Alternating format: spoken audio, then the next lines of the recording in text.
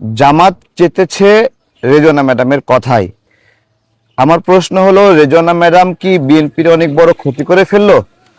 অন্তর্বর্তীকালীন সরকারের সময়ে তিনি যত বক্তব্য দিয়েছেন, কথা বলেছেন, কোনো জায়গায় দেখি নেই যে উনি বিএনপিকে ফেভার করছেন। এবং নির্বাচনের বিরুদ্ধে ওনার একটা তৎপরতা প্রাথমিক পর্যায়ে ছিল, নির্বাচনের বিরুদ্ধে বয়ান তৈরি করা। যেমন আমরা তো এক সরকার থেকে আরেক সরকারের হাতে দায়িত্ব দেওয়ার জন্য এখানে সরকার গঠন করিনি। এ ধরনের বিভিন্ন তৎপরতা তার কথা বার্তা চালচলনে আমি অন্তত খেয়াল করেছি, এবং সেই কথাগুলো দ্বারা বিএনপি বড় স্যাবোটেজের শিকার হতো। আজকে উনি যে বক্তব্য দিয়েছে, এই বক্তব্যের দ্বারাও বিএনপি একটা স্যাবোটেজের শিকার হয়েছে। কিন্তু এই বক্তব্যের মাঝে আমি কয়েকটা পয়েন্টস খুঁজে পেয়েছি। ওনাকে প্রশ্ন করা হয়েছিল যে এই যে বাউলদের উপরে হামলা, ধর্মীয় উগ্রতা, ধর্মীয় সহিংসতা, নারীর উপর আক্রমণ, নারীকে কটাক্ষ করা, কুৎসিত কথা বলা, এই বিষয়গুলো নিয়ে ওনাকে প্রশ্ন করা হয়েছিল। এই বিষয়ে অন্তর্বর্তীকালীন সরকারের অবস্থান কি জানতে চাওয়া হয়েছিল। সে জায়গায় তিনি বলেছেন যে যারা এই ধরনের উগ্রতা করে, এই ধরনের হামলা করে এবং নারীর প্রতি সহিংস আচরণ করে, তাদেরকে ওনারা মেইন স্ট্রিম হতে দেন নাই। খুব স্পষ্টভাবে ওনাকে প্রশ্ন করা হয়েছে এবং উনি সেই বিষয়ে তাদেরকে বলেছেন যে যারা এটা করে তাদেরকে মেইন স্ট্রিম হতে দেন নাই। এবার আসেন, আমাদের এখানে কয়েকটা ঘটনা ঘটেছে অন্তর্বর্তীকালীন সরকারের সময়ে। একটা দেখেছেন, একজন বাউলের লাশ কবর থেকে তুলে তাকে সেই লাশটা পোড়ানো হয়েছে। আরেকটা ঘটনা ঘটেছিল ময়মনসিংহের দিকে, সম্ভবত একজন হিন্দুকে পুড়িয়ে মারা হয়েছিল। আরেকটা ঘটনা আছে যে মাজারগুলোতে হামলার একটা ঘটনা ছিল। সামগ্রিকভাবে একটা বড় উগ্রতা প্রমোট হয়েছিল সেই সময়ে, এবং যারা ছোট ছোট গ্রুপ এবং ভিন্ন মত লালন করে তারা একটা দুশ্চিন্তায় ছিল যে তাদের অস্তিত্ব সংকটে পড়ে যাচ্ছে। এইরকম এই সমস্ত বিষয়ে আমরা বলছিলাম এটা কারা করছে, কেউ কিন্তু দায় স্বীকার করছিল না যে এটা তারা করছে। এবং এই কাজগুলো করতো বিভিন্ন বেনামি সংগঠন দিয়ে, যে সমাজ রক্ষা কমিটি, ইসলাম রক্ষা কমিটি, এই নামগুলো দিয়ে এগুলো করত। আজকে যখন সেই কাজকে মেনশন করা হয়েছে যে এই বিষয়গুলোতে ইন্টারিমের অবস্থান কি, তখন রেজওয়ানা ম্যাডাম তিনি বলেছেন যে তাদেরকে মেইন স্ট্রিম হতে দেননি। এখন এইটাকে জামাত, শিবির, রাজাকার, বট বাহিনী এবং বট বাহিনীর সেনাপ্রধান গালিব সাহেব, সাদিক কায়েমরা কি বলছে যে এইটা হলো নির্বাচন নিয়ে তিনি বলেছেন যে জামাতকে তারা মেইন স্ট্রিম হতে দেয়নি।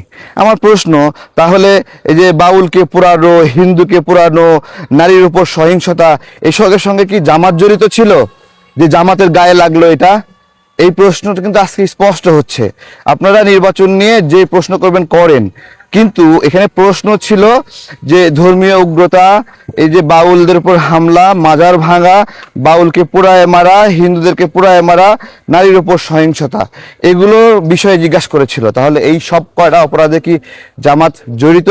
তারা স্বীকার করছে, এটা তাদেরকে উত্তর দিতে হবে। আজকে দেখুন, মানুষের পেটের মধ্যে যা থাকে এগুলো কিন্তু সব বের হয়ে আসে, আটকে রাখতে পারবেন না, ফুস করে বের হয়ে যাবে। কিন্তু আজকে যে আচরণটা করছে জামাতের ভাইয়েরা, তারা তাদের নিজেদের রূপটা দেখাই দিচ্ছে যে তারা এই খারাপ গুণগুলো আছে। বাস্তবতা কি একবারে অসত্য? আমরা কি দেখিনি যে ওই যে বাউলকে পুরানো, যেটা সেই পুরানোর ঘটনায় ওখানে জামাতের লোকেরা সম্পৃক্ত ছিল? আমরা কি দেখিনি ময়মনসিংহের ঘটনায় জামাতের সম্পৃক্ত ছিল? আমরা দেখিনি একজন নারীকে লাথি মেরে ফেলে দিয়েছে, কোমর বরাবর লাথি মেরেছে।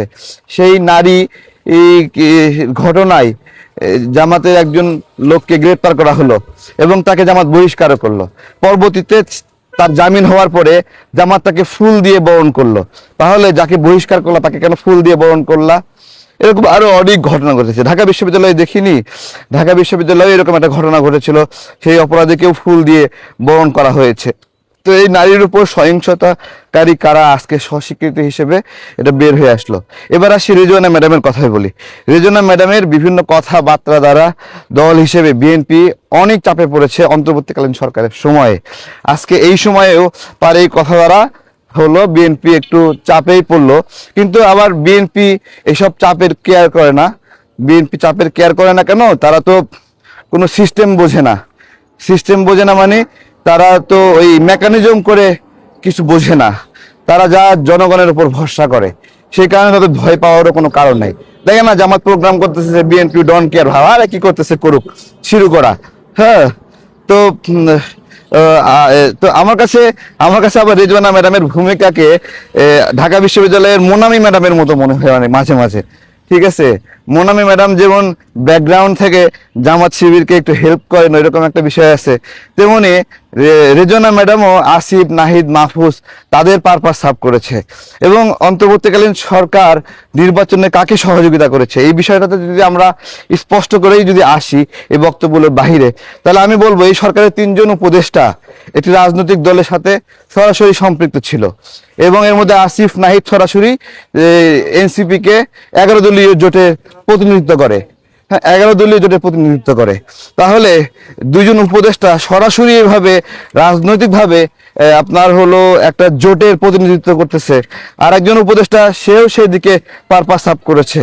তো এইদিকে সেই অর্থায়ন, সরকারের সহযোগিতা, পৃষ্ঠপোষকতা, একটা ঘটনা মনে করি যে আসিফ মাহমুদ যে আছে তিনি তো আমাদের ধর্মমন্ত্রী কায়কোবাদ স্যারের এলাকায় এবং আসিফ মাহমুদের একটা প্ল্যান ছিল ওখানে নির্বাচন করবে। সেই প্ল্যান বাস্তবায়নের জন্য ওখানে নিজের মতো করে ওসি নিয়োগ দেওয়া, পুলিশ কর্মকর্তাদের নিয়োগ দেওয়া, জেলা প্রশাসক নিয়োগ দেওয়া, উপজেলা প্রশাসক নিয়োগ দেওয়া, এই সমস্ত কিছু মিলিয়ে কায়কোবাদ স্যারকে ওইখানে অবস্থান করতে দেয়নি, এরকম একটা অবস্থা। এবং ওইখানে বিএনপির লোকদেরকে একবারে গড় পর্তা জেলে ভরাই দিয়েছিল আসিফ মাহমুদ, শুধুমাত্র নির্বাচনী কার্যক্রমকে কেন্দ্র করে। সুতরাং নির্বাচনে বিএনপিকে রেজওয়ানা ম্যাডামের বক্তব্যের প্রেক্ষিতে যে ব্লেমিং করছে সেই সুযোগটা আসলে একদমই নাই। রেজওয়ানা ম্যাডামের দ্বারা অন্তত বিএনপির কোনো 2 পয়সার উপকার হয়েছে বলে আমি মনে করি না, ক্ষতি হয়েছে বিভিন্ন সময়, এবং এই সময়ে এসেও ক্ষতি হচ্ছে। এবং ইলেকশন ইঞ্জিনিয়ারিং যদি কথা বলি, তাহলে ইলেকশন ইঞ্জিনিয়ারিং এর জন্য ফলাফল পুনর্গণনা শুরু হোক, এবং সেটা শুরু হোক এদের নাহিদ এবং হলো আমাদের জামাতের আমিরের আসন থেকে শুরু হোক। এর একটা যৌক্তিকতা আছে, কারণ জামাতের আমির 3 বার নির্বাচন করে জামানত হারিয়েছে, 3 বার মিলে 52,000-এর মতো ভোট পাইছে। তাহলে যে ব্যক্তি 3 বারে মিলায় 52,000-এর মতো ভোট পাইছে, সে হঠাৎ করে এইবার এসে কি এমন জাদু বলে সে হলো ভোটে জিতে গেল। সে ওই তার আসনে কিন্তু শেষ মুহূর্ত পর্যন্ত ওখানে বিএনপির প্রার্থী বিজয়ী, আমরা মিছিলও দেখেছি যে বিজয়ী হয়েছে এরকম সেইখানেও কিন্তু, এবং কাইয়ুম সাহেবের এখানে কিন্তু ফলাফল অনেকক্ষণ আটকে রাখা হয়েছিল। তো এই বিষয়গুলো মেকানিজম কোথা থেকে হয়েছে বাংলাদেশের মানুষগুলো আন্দাজ করতে পারে, এবং এখানে এদেশের মানুষ মনেও করে এখনো যে সংসদে বিরোধী দলীয় নেতা হিসেবে নেওয়ার জন্য জামাতের আমিরকে পাশ করানো হয়েছে, নাহিদকে পাশ করানো হয়েছে, না হলে আন্দোলন সংগ্রাম হবে এবং নির্বাচন ভেস্তে যাবে, ফলাফল সরকার গঠন করতে পারবে না, এ সকল কারণে তাদেরকে বেনিফিট দেওয়া হয়েছে বলে এরকম একটা পারসেপশন আছে। তো ভালো থাকবেন সবাই, আজকের মতো বিদায় নিচ্ছি, অনেকগুলো বক করেছি। আসসালামু আলাইকুম।